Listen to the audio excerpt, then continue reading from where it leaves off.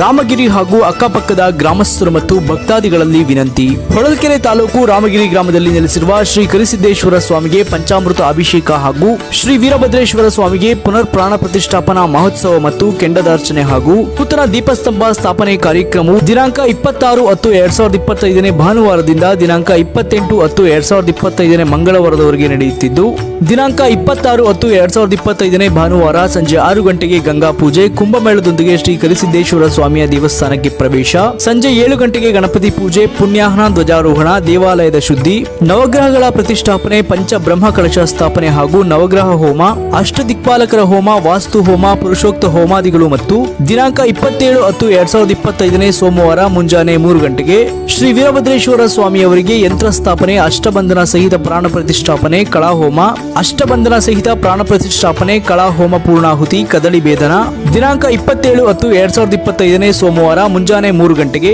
ಶ್ರೀ ವೀರಭದ್ರೇಶ್ವರ ಸ್ವಾಮಿಯವರಿಗೆ ಯಂತ್ರ ಸ್ಥಾಪನೆ, ಅಷ್ಟಬಂಧನ ಸಹಿತ ಪ್ರಾಣ ಪ್ರತಿಷ್ಠಾಪನೆ, ಕಳಾಹೋಮ ಪೂರ್ಣಾಹುತಿ, ಕದಳಿ ಭೇದನ, ಕುಷ್ಮಾಂಡ ಬಲಿ, ಪಂಚಾಮೃತ ಅಭಿಷೇಕ, ಮಹಾಮಂಗಳಾರತಿ, ತೀರ್ಥ ಪ್ರಸಾದ ವಿನಿಯೋಗ ಹಾಗೂ ದಿನಾಂಕ 28/10/2025 ಮಂಗಳವಾರ ಬೆಳಗ್ಗೆ ಹಳೆ ತೇರು ಇರುವ ಜಾಗದ ಮುಂಭಾಗದಲ್ಲಿ ಬೆಳಗ್ಗೆ 7:45ರಿಂದ 9:45 ಶ್ರೀ ವೀರಭದ್ರೇಶ್ವರ ಸ್ವಾಮಿಯ ಕೆಂಡದಾರ್ಚನೆ ನಂತರ ಅನ್ನಸಂತರ್ಪಣೆ ಕಾರ್ಯಕ್ರಮ ಇರುವುದರಿಂದ ಸಕಲ ಭಕ್ತಾದಿಗಳು ತಮ್ಮ ತನು ಮನ ಧನ ಸಹಾಯದಿಂದ ಈ ಪೂಜೆ ಕಾರ್ಯಕ್ರಮದಲ್ಲಿ ಭಾಗವಹಿಸಿ ಶ್ರೀ ಸ್ವಾಮಿಯವರ ಕೃಪೆಗೆ